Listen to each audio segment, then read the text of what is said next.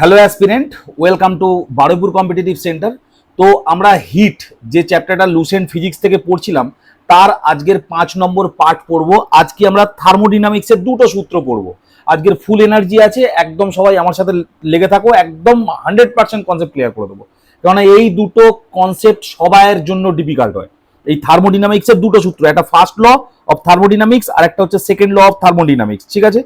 সবাইয়ের কাছে এটা কনফিউশন, মানে একটা কনফিউজিং ব্যাপার থাকে। আমি 100% গ্যারান্টি দিচ্ছি, আমার সাথে আগামী 20-25 মিনিট থাকো, একদম পুরোপুরি ক্লিয়ার করে দেবো, ঠিক আছে? তো চলো, ফার্স্ট ল অফ থার্মোডিনামিক্স কি বলছে আমি বলার আগে, ঠিক আছে, এই যে ল বলার আগে আমি তোমাকে একটা ছোট্ট এক্সাম্পল বলছি, ঠিক আছে? ল বোঝার আগে এক্সাম্পল বোঝো, ল অটোমেটিক হয়ে যাবে। দেখো, আমি তোমাদের এই যখন হিট পড়াচ্ছি প্রথম থেকেই আমি একটা কথা বলছি যে তাপ দিলে তাপমাত্রা বাড়ে, বুঝলে কিনা? প্রথম থেকে বলছি আমি, তাপ দেবে তাপমাত্রা বাড়বে, মানে হিট দেবে, কোথাও একটা হিট দিচ্ছ তুমি, এই ছবিটা ভালো করে দেখো, এই হিট দিচ্ছি উপরে টেম্পারেচার বাড়বে, ঠিক কিনা? তাপ দিলে তাপমাত্রা বাড়ে, ভালো কথা। এইবারে তোমাকে আমি একটা কথা বলছি, ছোটবেলায় এইটা একটা গেম খেলেছো, এই এটা বোট, কি হতো এই বোট? যারা খেলোনি তাদের জন্য আলাদা এক্সাম্পল দেবো, যারা খেলেছো তার আগে দেখে নাও। কি হতো, এখানটায় আমরা একটু আগুন দিতাম, তারপর এটা জলে ছেড়ে দিলে দেখবে ওই আগুনটা দিয়ে যখন এর ভিতরে ঢুকিয়ে দিতাম, ঠিক আছে, কিছুক্ষণও কিন্তু তাপ নিত, মানে কিছুক্ষণও তাপ নিয়ে তাপমাত্রা বাড়াবে। তার মানে ধরে নাও আমি ধরো আগুন দিচ্ছি, মানে তাপ দিচ্ছি, আমি তাপটাকে ধরে নিলাম কিউ, কিছুক্ষণ ওকে তাপ দিচ্ছি, ও কিছুক্ষণ কি হচ্ছে, তাপ দিলে তাপমাত্রা বাড়ছে, অর্থাৎ ওর অভ্যন্তরীণ শক্তি বাড়াচ্ছে, আমি ধরে নিলাম অভ্যন্তরীণ শক্তি ইউ, মানে তাপ দিচ্ছি, তাপ বাড়াচ্ছি, কিছুক্ষণ কি করলো, ওর নিজের তাপমাত্রা বাড়িয়ে নিল, মানে নিজের শক্তিটা বাড়িয়ে নিল, অভ্যন্তরীণ শক্তি। তারপরে ব্যাটা চলতে শুরু করলো, মানে কি কাজ করতে শুরু করলো, ব্যাস এটাই হয়ে গেল ফার্স্ট ল অফ থার্মোডিনামিক্স। আচ্ছা, বুঝলে না? এইটা দেখো কি বলছি, তুমি একটা তাওয়া নিলে, ঠিক আছে, নিয়ে কি করলে, রুটি করবে, তাই না? প্রথমেই তুমি কি করো, গ্যাসের ওভেনে বা উনুনে যে যেখানেই করো না কেন, প্রথমে কি হচ্ছে, তাওয়াটা রাখলে, রেখে কি করছে, তাপ দিচ্ছ, তাপ তো দিচ্ছ, কি হচ্ছে, তাপমাত্রা বাড়ছে, মানে কি, মানে হচ্ছে অভ্যন্তরীণ শক্তি বাড়ছে। তারপরে একটা টাইম পরে যখন তুমি রুটিটা দেবে, তারপর রুটিটা হবে কাজ, রুটিটা তারপরে কিন্তু রুটিটা তুমি রান্না করতে পারবে, তারপরেও বেটা কাজ করছে, মানে কিন্তু তাপ দেওয়ার ফলেই কিন্তু পুরো ঘটনাটা ঘটেছে, মানে তাপ দিয়েছি তারপরে ওর নিজের শক্তি বাড়িয়েছে, ও কাজ করেছে, তাহলে তাপ দেওয়ার পরেই এই পুরো ঘটনাটা ঘটেছে। এটাকেই বলছে ফার্স্ট ল অফ থার্মোডিনামিক্স, ঠিক আছে? কি বলছে দেখো, এবার আমার সাথে ইংলিশটা পড়ো, দেখবে পুরোপুরি ক্লিয়ার হয়ে গেছে অলরেডি তোমার। দেখো, বলছে heat energy given a system is use to following two ways. যখন আমরা কোনো একটা সিস্টেম, মানে এইটাকে ধরে নাও একটা সিস্টেম বলছে, ঠিক আছে, এইটাকে একটা ধরে নাও সিস্টেম বলছে, বা এই রুটির এইটাকে একটা সিস্টেম বলছে, তাকে কি করছো, তুমি দিচ্ছ হিট, সেটা কি করে, দু রকম ভাবে কাজ করে। আমি তোমাদের কিন্তু অলরেডি বলে দিয়েছি, যখন তুমি কাউকে হিট দিচ্ছ, সে কি বলছে, দু রকম ভাবে কাজ করে। কি কি দু রকম ভাবে বলছে? বলছে ইট ইনক্রিজেস দ্য টেম্পারেচার, আমি কি বলেছিলাম, তাপ দিলে তাপমাত্রা বাড়ে, and hence internal energy of the system, এবং নিজের ইন্টারনাল এনার্জি সিস্টেমের বা অভ্যন্তরীণ শক্তিটাও কি করছে, বাড়াচ্ছে। তাহলে আমি সেটাই তো বললাম, তাপ দিলে তাপমাত্রা বাড়ে, তার জন্য ইন্টারনাল এনার্জি বা অভ্যন্তরীণ শক্তি বাড়ছে। তাহলে কি হচ্ছে, তাপ দিয়েছি এবং ইউ বাড়ছে, অভ্যন্তরীণ শক্তিটা বাড়ছে, তাহলে একরকম হয়ে গেল, তাই না? এখানে দু রকম ওয়ে বলেছে, তাই না? দেখো, টু ওয়েজ বলেছে, তাহলে একটা ওয়ে আমার হয়ে গেল।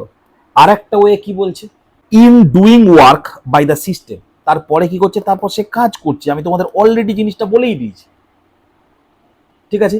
এবার এই যে ইকুয়েশনটা আমি বারবার বারবার ধরে লিখছি, ওরা দেখো সেটাই বলেছে। ওরা কি করেছে, ওরা একটু সুস্থভাবে লিখেছে, সেটা আমি তোমাদের কি করছি, আমি ওদের মতো একটু সুস্থভাবে লিখছি, সবকিছু মুছে মাছে। এতক্ষণ আশা করি জিনিসটা বুঝে গেছো। এবার ওদের মতো করে আমি জিনিসটা একটু তোমাদের কাছে প্রেজেন্ট করছি।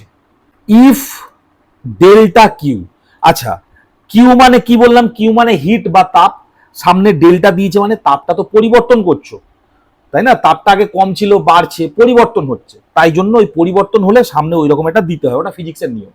তাহলে কি বলছে, delta Q heat energy given to the system. এবং তারপরে কি বলছে, তারপরে বলছে delta U increase the internal energy, মানে সেই ইন্টারনাল এনার্জি বাড়ছে, যেটাকে আমি ডেল্টা লিখছি সামনে। কেন ডেল লিখছে? ডেল লিখছে এই কারণে, কেননা ওর ওইটা চেঞ্জ হচ্ছে। ডেল মানে অ্যাকচুয়ালি বেসিক্যালি চেঞ্জ, মানে পরিবর্তন হচ্ছে, বাড়ছে এখানে। আর ঠিক একইভাবে ডাব্লিউও তাই, তাই না? কেন ওটা বাড়ছে। তাহলে কি হচ্ছে, এদের দুজনের যোগফল কার সমান? এর সমান। এটা তো আমি তোমাদের প্রথম থেকেই বলে আসছি, সেটাই দেখো এই ইকুয়েশনটা তোমার লিখে দিয়েছি, ঠিক আছে? এটাই হচ্ছে প্রথম সূত্র। কি বলছে? Is the mathematical statement of the law of first law of thermodynamics. Thermodynamics এর প্রথম সূত্র এইটাই, এছাড়া আর কোনো কিছু নেই।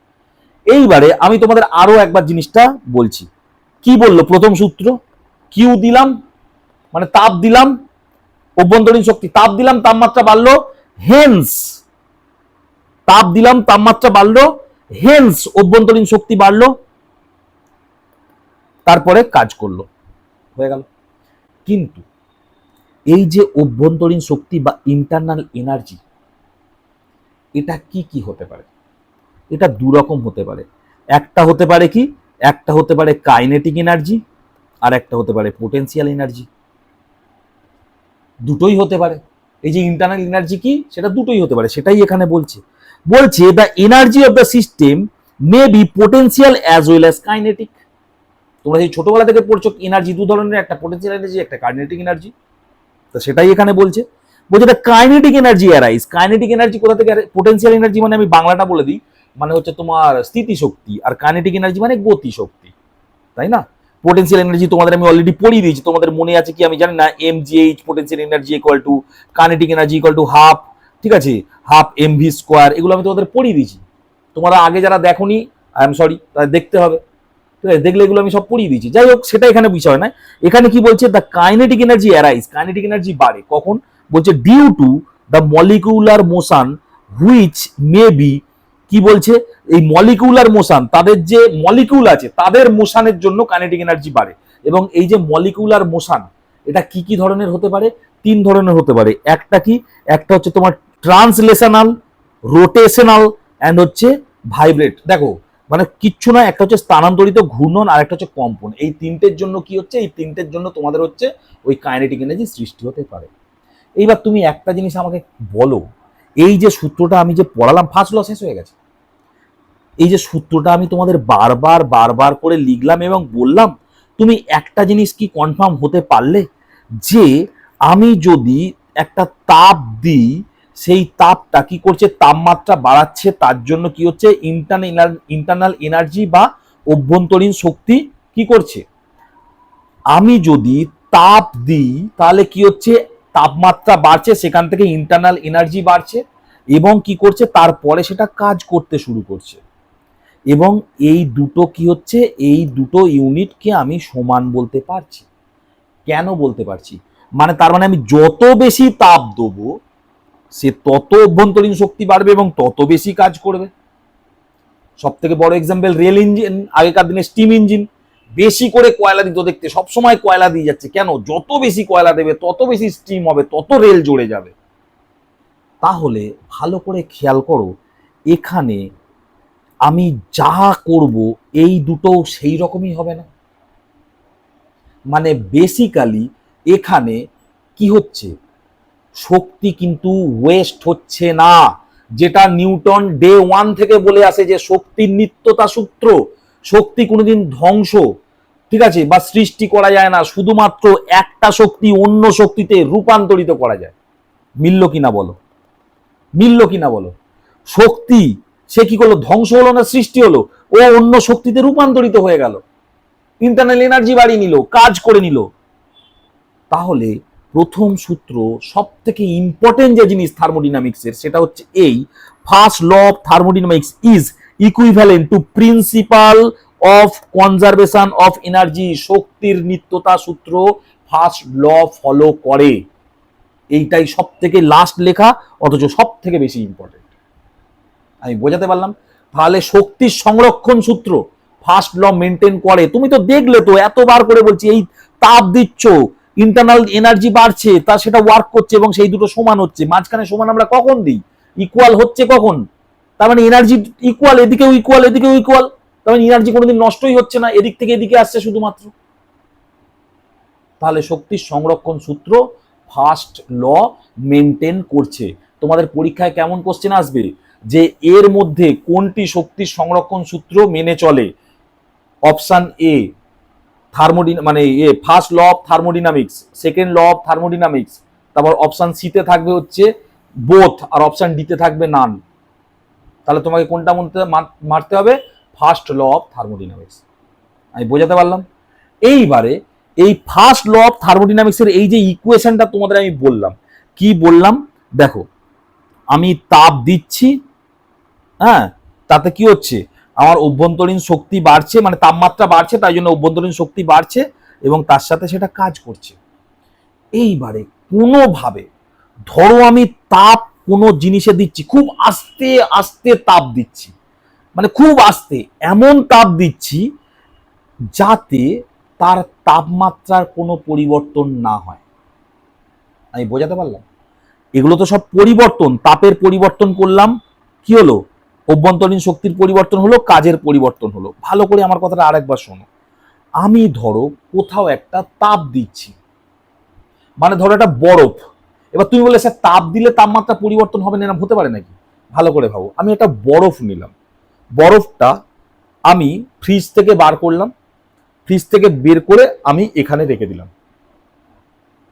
বরফটা 0 ডিগ্রি ছিল, ও তো এখন 0 ডিগ্রি আছে, আমি কোনো তাপ দিচ্ছি না, কিন্তু ও ঠিক তাপ পাচ্ছে একটা, যেটা দিয়ে ও কি হচ্ছে, বরফ থেকে জল হয়ে যাচ্ছে আস্তে আস্তে। 0 ডিগ্রি ছিল, 0 ডিগ্রি আছে। তার মানে কি, ভালো করে খেয়াল করো, ভালো করে খেয়াল করো, আমি দিলাম তাপ, কিন্তু তাপমাত্রা আমি বাড়াতে দিলাম না। এবার তোমরা প্রথমেই পড়েছিলে তাপমাত্রা যদি না বাড়াতে দিই তাহলে কি হচ্ছে, ইন্টারনাল এনার্জি বাড়বে না। তাপমাত্রা যদি না আমি বাড়াতে দিই তাহলে ইন্টারনাল এনার্জি বাড়বে না। কেন, তোমরা প্রথম সূত্র এখানেই তো বলেছে, মনে আছে কি বলেছি? আমরা প্রথমে কি করলাম, হিট এনার্জি গিভেন দিলাম, তার জন্য কি হচ্ছে, এনার্জি, হিট এনার্জি মানে তাপ দিলাম, তাহলে কি হচ্ছে, কি তাপমাত্রা বাড়ছে, তাই জন্য ইন্টারনাল এনার্জিটা বাড়ছে, তাই জন্য ইউটা হচ্ছে। এইবারে এখানে কি হচ্ছে, আমি তাপ তো দিলাম কিন্তু আমি তাপমাত্রা বাড়তে দিলাম না, মানে ইন্টারনাল এনার্জিটা 0 হয়ে যাবে। তাহলে কি হচ্ছে, শুধু তাপ দেবো, সেখান থেকে পুরোপুরি সবটাই কাজ করবে, সবটাই কাজ করবে। তাহলে এইটা একটা প্রসেস আমি বলতে পারি। এখানে দুটো প্রসেস করবে এরকম। তাহলে কি হচ্ছে, আমি তাপ দেবো কিন্তু তাপমাত্রা বাড়তে দেব না, সেটা দিয়ে। এবার তাপমাত্রা না বাড়তে দেওয়া তার মানে কি, তাপমাত্রা একই রাখা, আগে যা তাপমাত্রা ছিল পরেও তাই তাপমাত্রা রাখা। তাপমাত্রা না বাড়তে দেওয়া মানে কি, আগে যা তাপমাত্রা ছিল এখন সেই তাপমাত্রাই রাখা, মানে সমান তাপমাত্রা, সমান, সমান তাপমাত্রা, সমান, লেখো সমান বা সম। আর তাপমাত্রার ইংরেজি কি, তাপমাত্রার ইংরেজি হচ্ছে থার্মাল, ঠিক আছে? এই সমর ইংরেজি হচ্ছে আইসো, আর তাপমাত্রার ইংরেজি কি, তাপমাত্রার ইংরেজি হচ্ছে থার্মাল। তাহলে এই যে প্রসেসটা আমি করলাম তাকে আমি বলতে পারি আইসোথার্মাল। সুতরাং এর পরের টপিক হচ্ছে আইসোথার্মাল, যেটাকে এই যে সম আর তাপমাত্রাকে উষ্ণতাও বলা হয়, তোমরা জানো তাপমাত্রাকে আমরা উষ্ণতাও বলে থাকি। তাহলে সম উষ্ণতা, ওটাকে জুড়ে বলেছে সমষ্ণ প্রক্রিয়া, আইসোথার্মাল, সব একই নাম। আমি পুরো বলে দিলাম জিনিসটা কি করে হলো। আইসোথার্মাল, আইসো মানে সম, থার্মাল মানে উষ্ণতা বা তাপমাত্রা। মানে এখানে কি হবে, আমি তাপ তো দেবো সিস্টেমে, সিস্টেমে তাপ দেবো, তাপমাত্রা বাড়তে দেবো না, তাই জন্য কি হবে, তাই জন্য কিউটা 0 হয়ে যাবে এবং শুধু তাহলে এই ইকুয়েশনটা পড়ে থাকবে, কিউ ইকুয়াল টু ডাব্লিউ। এইটাই কি বলছে ওদের ভাষায়, দেখো বলছে ইফ দ্য চেঞ্জেস, চেঞ্জেস মানে এই ইকুয়েশনটার কথা বলছে, if the changes are taking place, মানে ফার্স্ট লটা কাজ হচ্ছে এখন, কিন্তু বলছে সেই সিস্টেমের মধ্যে ফার্স্ট লটা কাজ হচ্ছে, মানে সোজা কথাই চেঞ্জিং প্লেস মানে ফার্স্ট ল কাজ হচ্ছে, এরকম মেনে চলো। In the such way that the temperature of the system remain constant, মানে টেম্পারেচারটা কি হচ্ছে, টেম্পারেচারটা বা উষ্ণতা বা তাপমাত্রাটা কি হচ্ছে, কনস্ট্যান্ট রেখে দিয়েছে, মানে ওটাকে বাড়তেই দেয়নি, ঠিক আছে? থ্রু আউট দ্য চেঞ্জ, মানে পুরো ওই মানে সিস্টেম যতক্ষণ চেঞ্জ হচ্ছে, মানে ধরে নাও ওই বরফ, বরফ থেকে জল হচ্ছে, আগেও জিরো ছিল, এখনো জিরোই আছে, বাড়তেই দেওয়া হয়নি, কনস্ট্যান্ট রেখে দেওয়া হয়েছে। তাহলে তখন ওই প্রসেসটাকে কি বলবো আমরা? আইসোথার্মাল প্রসেস বলবো। আইসোথার্মাল প্রসেস বলবো। তাহলে আইসোথার্মাল প্রসেসের ইকুয়েশন কি? দেখো আমি ইকুয়েশন লিখেছি এইটা, এবং এখান থেকে কি হচ্ছে বলছে, এই যে ইনক্রিজ অফ দ্য টেম্পারেচার যেটা হয় সেটা কি হচ্ছে? সেটা হচ্ছে আইসোথার্মালের জন্য টেম্পারেচার কনস্ট্যান্ট হয়ে গেছে। টেম্পারেচার কনস্ট্যান্ট মানে টি কনস্ট্যান্ট, টি মানে টি এর কোনো পরিবর্তন হয়নি, জিরো। তেমনি কি তাহলে ইউ এরও পরিবর্তন হবে না, জিরো। তাহলে এই ইকুয়েশন থেকে আমি কি লিখতে পারি? এইটা আমি অলরেডি তোমাদের বলে দিয়েছি, আমি আর একবার দেখিয়ে দিলাম, এখানে লেখা ছিল বলে তাই আগে থেকে লিখে রেখেছিলাম। আমি বোঝাতে পারলাম? জাস্ট কিছুই না, ইউটাকে উড়িয়ে দেবো একবার, তাহলে সেটা হয়ে যাবে আইসোথার্মাল। ইউটাকে উড়িয়ে দিলি আইসোথার্মাল। এর এক্সাম্পল দিয়েছি কি কি? এক্সাম্পল দিয়েছি বরফে হালকা চাপ দাও, বরফ কি হয়ে যাবে? আইস থেকে ওয়াটার হয়ে যাবে, কিন্তু আগেও জিরো ছিল, এখনো জিরো আছে, তাহলে টেম্পারেচার কনস্ট্যান্ট, টেম্পারেচারের কোনো পরিবর্তন হয়নি, এইটা আইসোথার্মাল প্রসেস। কিংবা ধরো জল ফুটছে, এবার জলে কি হচ্ছে? আগে জল ছিল কত ডিগ্রি টেম্পারেচার ছিল? 100 ডিগ্রি সেলসিয়াস। তুমি 100ই রেখেছো, কিন্তু সেটা তো বাষ্প হয়ে যাচ্ছে আস্তে আস্তে, এটাও আইসোথার্মাল। কেন? আমি দেখো তাপ তো দিচ্ছি, কিন্তু টেম্পারেচারটাকে আমি বাড়তে দিইনি, আগেও 100 ছিল, এখনো 100 আছে। ইকুয়েশন দিয়ে বোঝাবো, চলো ইকুয়েশন দিয়ে বোঝাই। কি হচ্ছে? ধরো আমি তাপ দিচ্ছি, ঠিক আছে, তাপ দিচ্ছি, তাপ দিতে দিতে দিতে দিতে মানে দিতে থাকছি। এবার কিছু টেম্পারেচারটা যখনই 100 গেছে, তারপরে কি করেছি? তারপরে আমি আর বাড়াচ্ছি না তাপ, তারপর আমি আস্তে আস্তে ওইটাতেই চলতে থাকছি। তাহলে তারপরে কি হচ্ছে? তারপরে মানে এই যে ওয়ার্ক করছে, সে বাষ্প হয়ে যাচ্ছে, কিন্তু টেম্পারেচারটা তো আমি বাড়াতেই দিইনি, তার মানে এটা জিরো হয়ে গেল। 100 ছিল, 100ই আছে, কনস্ট্যান্ট টেম্পারেচার আছে। জিরো মানে কি? মানে এই দেখো, এই ডেল্টা দেওয়া মানে কি? এই ডেল্টা দেওয়া মানে হচ্ছে কোনো পরিবর্তন হয়নি, পরিবর্তন না হলে জিরোই লিখতে হয় তাকে। ডেলের মানেটা হচ্ছে তাই, কোনো পরিবর্তন নেই। তাহলে দেখো, তাহলে কি হচ্ছে? তাহলে এই ক্ষেত্রে কি হলো? এই লটা প্রয়োগ হলো, এইটাই আইসোথার্মাল। ঠিক আছে, এইবারে আর একটা জিনিস বলি, তাহলে আমি কি করলাম? আইসোথার্মালে আমি যেটা করলাম সেটা হচ্ছে, এদের যে ইকুয়েশনটা আছে, মেন যে আমাদের প্রথম যে ল ছিল, সেই লতে যে ইকুয়েশনটা ছিল, সেই ইকুয়েশনটার মধ্যে আমি কি করলাম? এইটাকে আউট করে দিয়েছি, জিরো করে দিয়েছি, কনস্ট্যান্ট করে দিয়েছি টেম্পারেচার।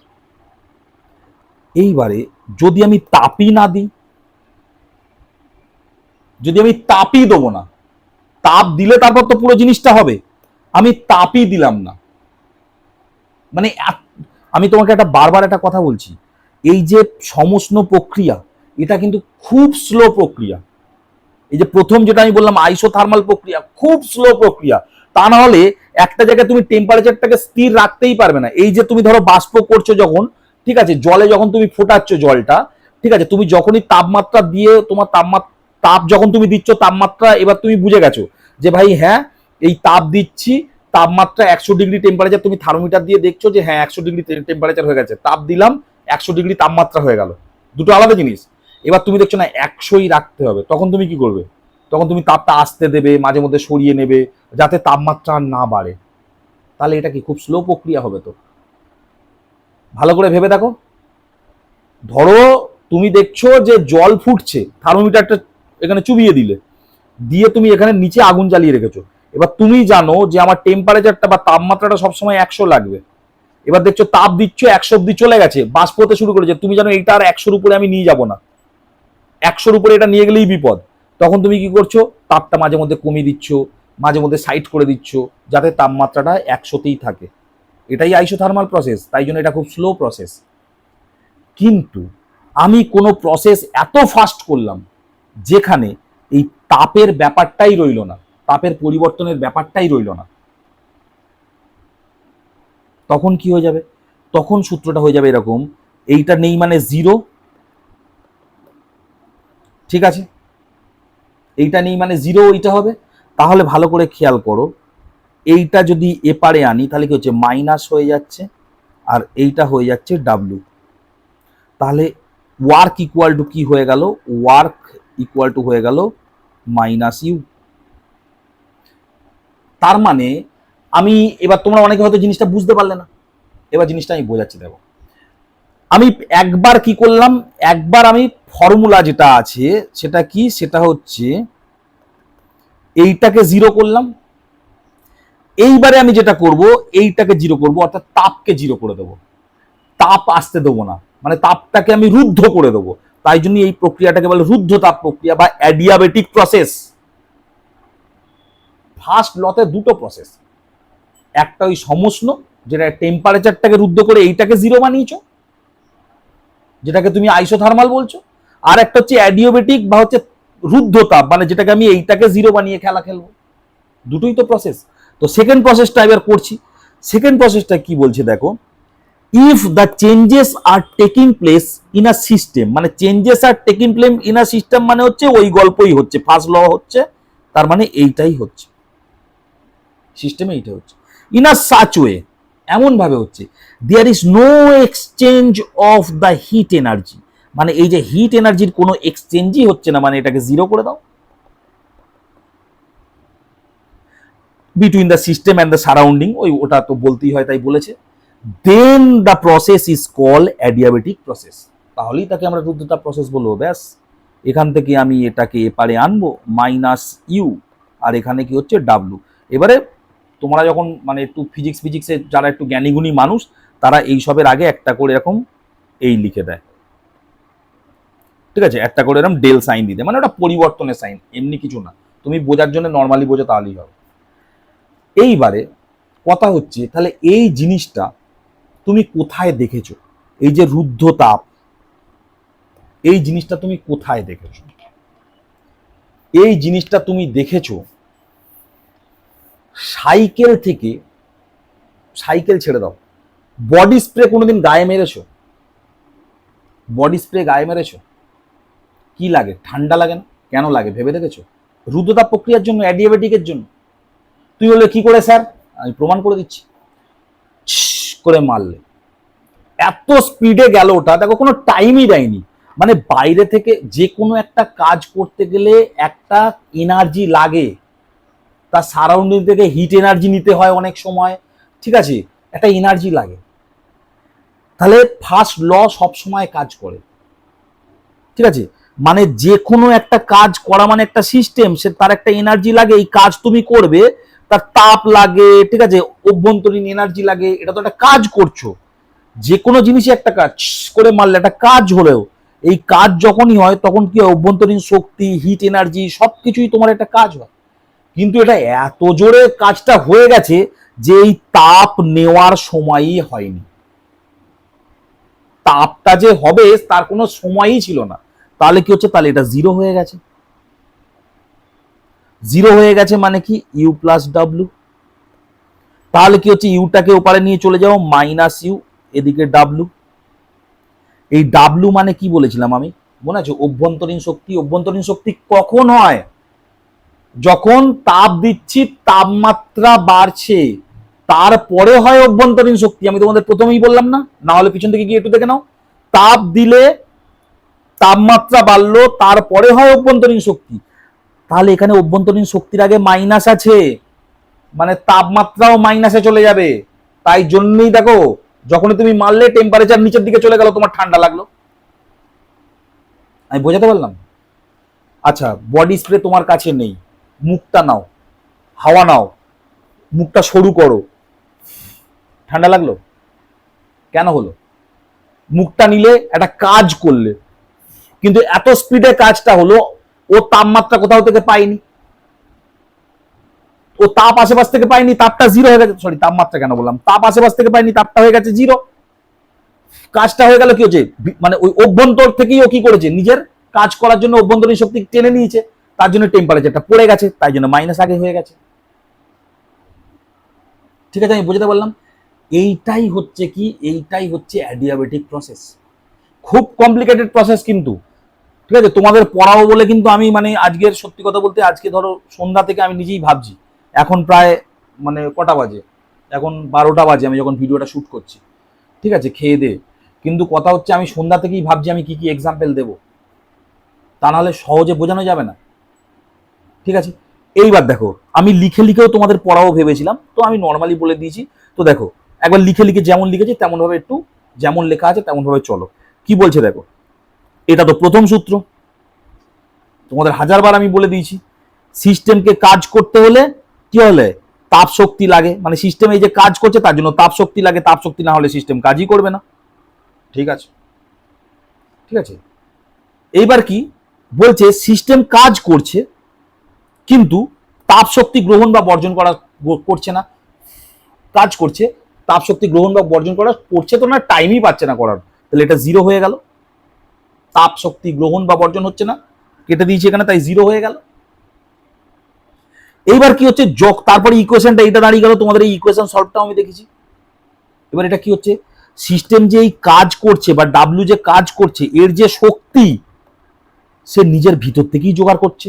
আর যখনই অভ্যন্তরীণ শক্তি নিজের ভিতর থেকে জোগাড় করতে বাধ্য হচ্ছে, অভ্যন্তরীণ শক্তি মানে কি, টেম্পারেচার বাড়ালেই অভ্যন্তরীণ শক্তি বাড়ে, টেম্পারেচার কমে গেলে অভ্যন্তরীণ শক্তিটাও কমে যাবে, তাহলে অভ্যন্তরীণ শক্তি কমে গেলে টেম্পারেচার কমে যাবে, ঠান্ডা লাগে, তাই না?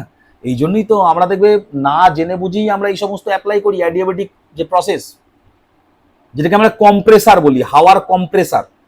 হাওয়ার এই এসিতে থাকে কম্প্রেসার, এইটাও তো কম্প্রেসার, মুখ থেকে তো হাওয়াটা অনেক নিলাম, চেপে মারছি, কম্প্রেস যেই করে দিলাম কি হচ্ছে, টাইম কম লাগছে, টাইম কম লাগলে কি হচ্ছে, তাপের আদান প্রদানের গন্ডগোল হয়ে যাচ্ছে, পারছে না, তাপটা হয়ে যাচ্ছে জিরো, অভ্যন্তরীণ শক্তি মানে নিজের ভিতর থেকেই কি হচ্ছে, কাজ করতে হচ্ছে, আর টেম্পারেচারটা ফেলে দিচ্ছে।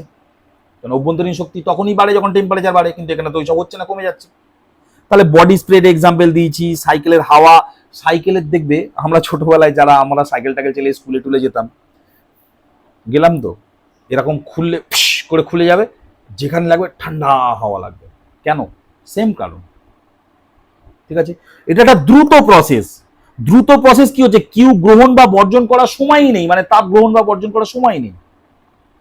এবার বলছে কিউ তখন নিজের অভ্যন্তরীণ শক্তি দ্বারা কাজ হয়ে যাচ্ছে, ওই যে অভ্যন্তরীণ শক্তি সেটা দ্বারাই কাজ হচ্ছে, তখন ওই অভ্যন্তরীণ শক্তিটা যেটুকু শক্তি আছে সব তো ওদিকেই চলে গেল, এবার টেম্পারেচারটা স্বাভাবিকভাবেই নেমে যাবে, ঠান্ডা হয়ে গেল। বারবার বললাম একই জিনিস। এইবার তোমাদের দেখো, তাহলে আমি কি কি বললাম এখনো পর্যন্ত, আমি বললাম তিনটে জিনিস বলেছি। ঠিক আছে, এক হচ্ছে ফার্স্ট ল অফ থার্মোডিনামিক্স, যেটা কি, যেটা Q equal to U plus W, এবং ফার্স্ট ল অফ থার্মোডিনামিক্স কি বলছে, শক্তির সংরক্ষণ সূত্র মেনে চল। Very good. আর এখান থেকে আমি একবার কি করেছি, এখান থেকে একবার টেম্পারেচারটাকে কনস্ট্যান্ট করে দিয়েছি, মানে টেম্পারেচার বাড়তে দিইনি, মানে ইউটা জিরো করে দিয়েছি, তাহলে হয়ে গেছে কি, কিউ ইকুয়াল টু ওয়ার্ক বা ডাব্লু। আরেকবার কি করেছি, আরেকবার আমি শক্তিটা বা হিটটাকেই আমি জিরো করে দিয়েছি, তাহলে আমি কি করলাম, work equal to minus U, একটার নাম দিয়ে দিলাম আইসোথার্মাল আর একটার নাম দিয়ে দিলাম অ্যাডিয়াবেটিক।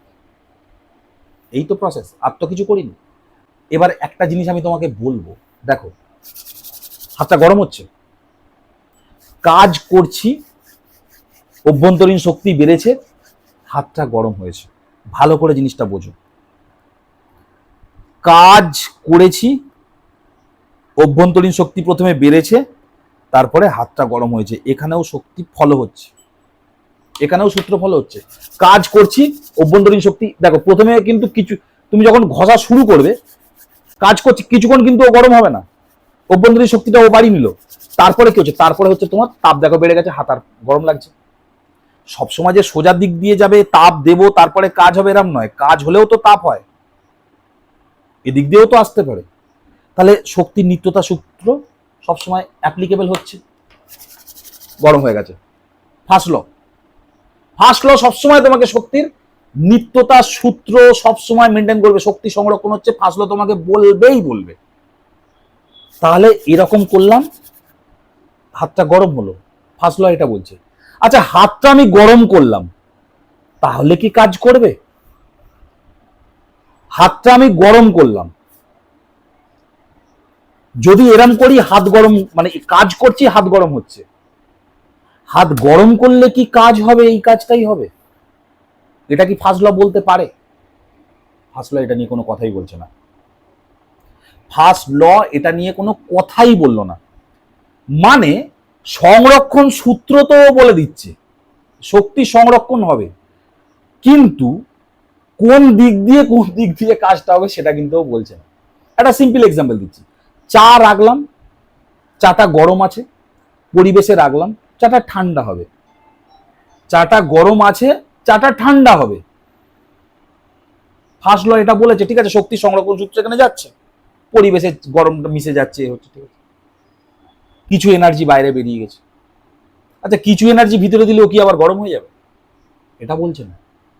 এই সীমাবদ্ধতার জন্যই সেকেন্ড লটাকে আনতে হয়েছে। সেকেন্ড লকে এই জন্যই আনতে হয়েছে।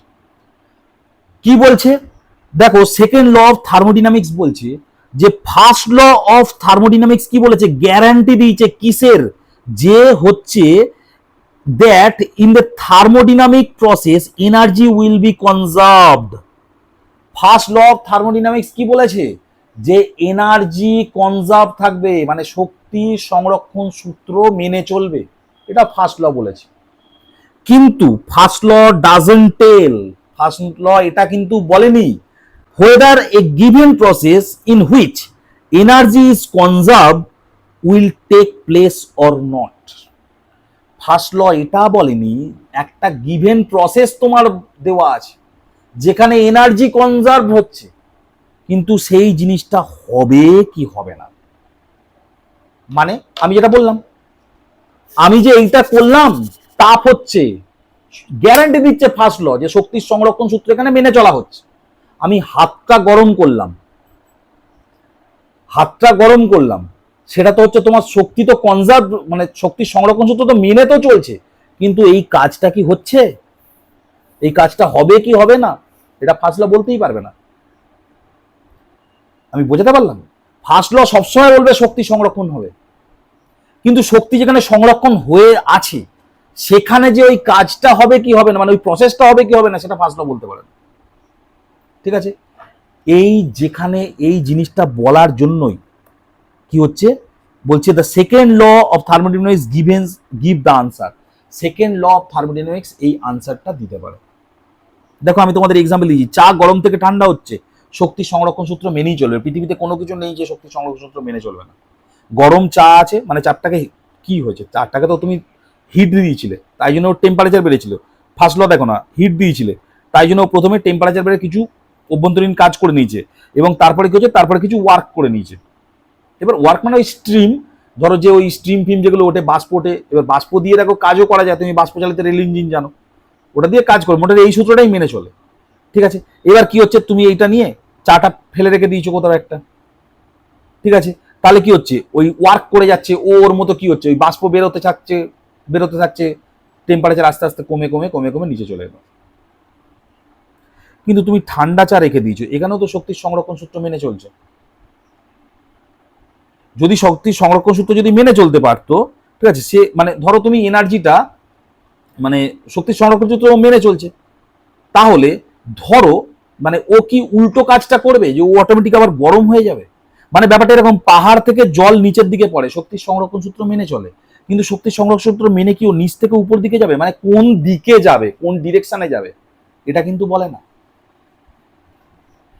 ঠিক আছে, এই জিনিসটা কিন্তু বলে না। তাই জন্য তোমার যদি আছে ফার্স্ট ল এর লিমিটেশন কি কি ছিল, মানে ফার্স্ট ল কোন কোন জিনিসগুলো বলতে পারে না। একটা আছে কি ফেজিবিলিটি, এটাকে উচ্চারণ করে ফেজিবিলিটি। ফেজিবিলিটি মানে বাস্তবে সম্ভব কি সম্ভব নয়, মানে এই মানে do or not, take place or not, এই যে টেক প্লেস অর নট, কাজটা ঘটবে কি ঘটবে না বাস্তবে, এইটার ইংরেজি হচ্ছে ফেজিবিলিটি। এইটা ফার্স্ট ল বলে না। ফার্স্ট ল আরো দুটো জিনিস বলে না, বলছি এই যে হিট, এই যে হিট আমরা দিচ্ছি এখানে, এই যে হিট দিচ্ছি সেখান থেকে কাজ হচ্ছে কত পার্সেন্ট, মানে এই যে মানে conservation of heat to work, মানে এই যে হিট থেকে কাজটা কত পার্সেন্ট হয়, মানে একটা হিট দিলাম যত পার্সেন্ট, কাজটা কত পার্সেন্ট হলো, তার হিসাবও বলে না। আর কোন ডিরেকশনে হবে সেটাও ফার্স্ট ল বলে না। এই তিনটে জিনিস ফার্স্ট ল বলে না।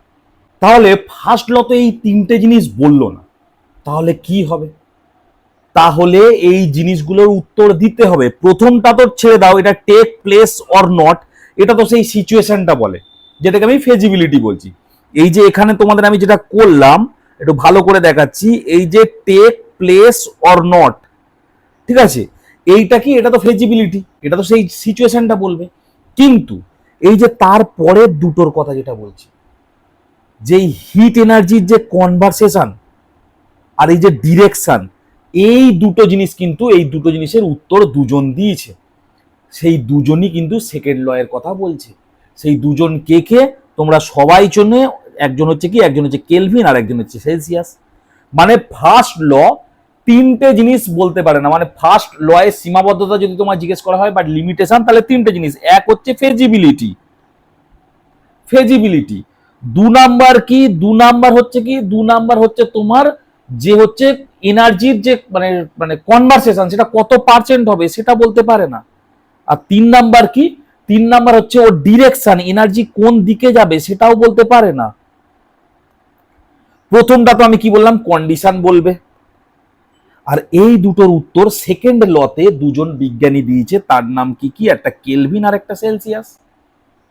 ঠিক আছে, কেলভিন কি বলছে, কেলভিন একটা স্টেটমেন্ট দিচ্ছে যে তুমি যাই করো না কেন পৃথিবীতে, তুমি যা ইচ্ছা করে নাও, বলছে whole of the heat can never be converted into work. তুমি যাই করো না কেন, পুরো হিটটা তুমি 100% ওয়ার্কে কনভার্ট করতে পারবে না। মানে এমন পৃথিবীতে কোনো ইঞ্জিন তৈরি করা সম্ভবই নয় যে 100% এফিসিয়েন্ট। আমি ওই জন্য লিখেছি 100% এফিসিয়েন্ট এনার্জি ইঞ্জিন হবে না, ইজ আ মিথ। কোনো ইঞ্জিন করতে পারবে না। তুমি এই যে বাইকে পেট্রোল ভরো, পেট্রোলটা এরকম কি করছে, হিট তৈরি করছে, সেখান থেকে কি 100% ওয়ার্ক করছে, কিছু ল্যাক করছে না, ল্যাক সব সময় করবে। মানে যেটা ফার্স্ট ল আমাদের বলতে পারছিল না যে কত পার্সেন্ট কাজ করবে, সেটা কিন্তু আমাদের কেলভিন এসে বলে দিল যে 100% কাজ করবে। মানে বেশি কিছু বলতে পারলো না, কিন্তু এটুকু বলে দিল যে 100% কাজ করবে। নেক্সট সেলসিয়াস এসে কি বলে দেবে, যেটা পড়ে আছে ডিরেকশনের দিকটা সেলসিয়াস দেখে নেবে। সেলসিয়াস কি বলছে, সেলসিয়াস এসে স্টেটমেন্ট দিচ্ছে যে হিট বাই ইটসেলফ, মানে তাপ নিজে থেকে can not flow from a body at lower temperature to a body at higher temperature. মানে তাপ নিজে থেকে কোনো দিন ফ্লো করবে না। কোথা থেকে, একটা লোয়ার টেম্পারেচারের বডি থেকে একটা হায়ার টেম্পারেচারের বডি পর্যন্ত তাপ কোনোদিন নিজে থেকে ফ্লোই করবে না। তাহলে এরা দুজন বলে দিচ্ছে এই দুটোই সেকেন্ড ল। তাহলে আমি আবার জিনিসটা ইজি করে দিচ্ছি। আমরা কি করলাম, ফার্স্ট ল পড়লাম। ফার্স্ট লতে কি কি সীমাবদ্ধতা পেলাম আমরা, ফার্স্ট ল যেটা বলেছে, ফার্স্ট ল বলেছে ভাই শক্তির কনজারভেশন তো হবে, এইটুকুই তো বলেছে। ফার্স্ট ল বলে দিয়েছে তুমি কিউ দাও, ইউ প্লাস ডাব্লিউ লিখে নাও, এটা মানি কি, এটা মানি হচ্ছে শক্তির কনজারভেশন হবে, এইটা মানেই তাই শক্তির কনজারভেশন হবে, ফার্স্ট ল এটা বলে দিচ্ছে। কিন্তু ফার্স্ট লর যেটা লিমিটেশন বা সীমাবদ্ধতা, ফিজিবিলিটি, সেটা কি, সেটা কন্ডিশন দেখবে, আমি তোমাদের বলে দিলাম তিনটে সীমাবদ্ধতা। দু নাম্বার সীমাবদ্ধতা কি বলছে, কত পার্সেন্ট মানে কনভার্ট হবে শক্তি, সেটা ফার্স্ট ল বলতে পারেনি। সেটা কে বলেছে, সেকেন্ড লতে এসে কেলভিন বলেছে। কেলভিন বলেছে যাই হোক না কেন ভাই 100% তো হবে না। ফার্স্ট ল যেটা বলতে পারেনি, এই জাস্ট একটুখানি একটা স্টেটমেন্ট দিয়ে দিয়েছে যে 100% তো ভাই শক্তির ট্রান্সফার তো হবে না, এনার্জি ট্রান্সফার হবে না। ঠিক আছে। আর তিন নম্বরে কি, ফার্স্ট ল আরেকটা জিনিস বলতে পারিনি, শক্তিটা কোন ডিরেকশন থেকে কোন ডিরেকশনে যাবে। সেলসিয়াস এসে কি বললো, যে লোয়ার টেম্পারেচার বডি থেকে আপার টেম্পারেচারের বডি অব্দি যাবে না। মানে ও ডিরেকশন, একটা ডিরেকশন বারণ করে দিল যে কখনো লোয়ার টেম্পারেচার, মানে যার হচ্ছে 50°C, সেখান থেকে বডি মানে মানে টেম্পারেচার কোনোদিন এই দিকটায় কোনোদিন যাবেই না, তাপ কোনোদিন এদিক দিয়ে ফ্লোই হবে না, তাই না? তাপ কোনোদিন ফ্লোই হবে না এদিক দিয়ে, কারণ এর টেম্পারেচার কম, এর টেম্পারেচার বেশি, তাপ ফ্লোই হবে না। মানে তাপ সবসময় অ্যাকচুয়ালি উল্টোটা করে, উপর থেকে নিচের দিকে আসে। তাহলে তিনটে যে সীমাবদ্ধতাটা ছিল, তার শেষ দুটোর উত্তর দুজন বিজ্ঞানী দিয়ে দিল, আর এখানেই আমার ক্লাস শেষ হয়ে গেল। বোঝা গেল? এই দুটো থিওরি বোঝানো আমার খুব দরকার ছিল। বেসিক্যালি দুটো থিওরি, ফার্স্ট থার্মোডাইনামিক্সের প্রথম, তাপগতিবিদ্যার প্রথম ও দ্বিতীয় সূত্র, যদি বাংলায় বলি, তাই না? তাহলে এই দুটো থিওরি কিন্তু অ্যাকচুয়ালি বোঝাতে খুব টাফ। তুমি দেখবে, তুমি এই আমার ভিডিওটা ধরো যারা দেখেছো, তারা একটু হলেও তো জিনিসটা বুঝতে পেরেছো। তুমি দেখবে কোথাও কিনা একটা ফিল চলে আসে যে হ্যাঁ এটা এরকম হচ্ছে, এটা এরকম হচ্ছে। এইভাবে না নিজের মতো করে বুঝে নেওয়া যায়, বোঝানোটা খুব টাফ হয়ে যায়। আমি সন্ধ্যা থেকে আজকের ভাবছি কি এক্সাম্পল দেবো, কি করব, ঠিক আছে, এবং তোমরা মানে অবাক হয়ে যাবে, আমি না পুরো ভিডিওটা বানিয়ে নিয়েছিলাম, বানিয়ে নিয়ে এই যে লাস্ট পোর্শনটা মানে এখান থেকে এরপর থেকে আমি এখন মোটামুটি 2-2:30 বাজে আমি এডিট করছিলাম ভিডিওটা, মানে কাটাকুটি করতে হয় মাঝে মধ্যে, ধরো মানে সাউন্ড মাঝে মধ্যে গন্ডগোল হয়, মাঝে মধ্যে এখানে কুকুর চিৎকার করে ওঠে, অনেক কিছু হয়। তো এডিট করতে যাচ্ছিলাম, তো তখন আমার মনে হলো এরপর থেকে জিনিসটা আমি ঠিকঠাক বোঝাতে পারি, মানে বোঝানো যায়নি ঠিকঠাক, আমি প্রথমবারে ঠিকঠাক হয়নি। তো আমি সেটা কিন্তু সেকেন্ড টাইম রেকর্ড করছি। তোমরা আমার ডিরেকশনটা হয়তো একটু চেঞ্জ দেখছো, কিংবা মাথার যে সাইজ টাইজগুলো দেখবে কিছুক্ষণ আগে একরকম ছিল, এখন হয়তো একটু অন্যরকম দেখছো।